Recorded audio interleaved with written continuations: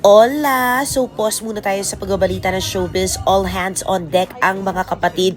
Dahil kanina po nilikom na namin ang unang batch para sa Tulong Mga Kapatid Bayanihan Drive live selling na magaganap this Friday sa FB page ng TV5. Grabe, luxury shades of value. Itong mga tech gadgets at the pink. Ito ba binibenta? Ito may binibenta. No, pero ito Tulong Kapatid Bayanihan Drive. Yes. Oo, mga kapatid, samahan niyo po kami. Tumutok po kayo sa FB page ng News 5 at ng TV5. 2:30 po yan ng hapon, maging 1 News and 1 PH.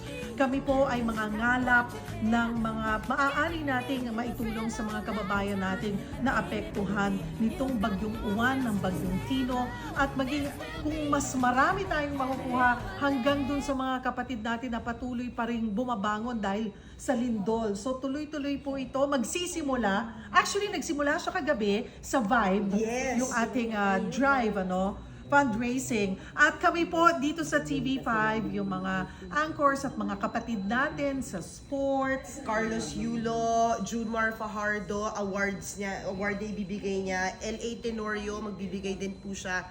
Jersey. Yes. Yes, Mga grabe. pre-loved items po ito. Meron din po mga bago. Hindi ako masyado nakapaghanap. Pero ito ang baon ko. Ito, unopened. Bagong-bago po ito. Ayan, hindi pa bukas. At kasama yung photo roll. So, ito po ay Samsung Galaxy A16 and Apple Watch.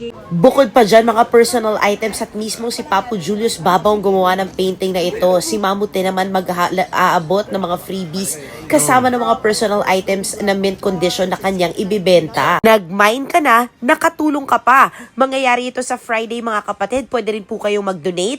But anyway, the live selling is on Friday at the TV5 Facebook page. Ta-ta!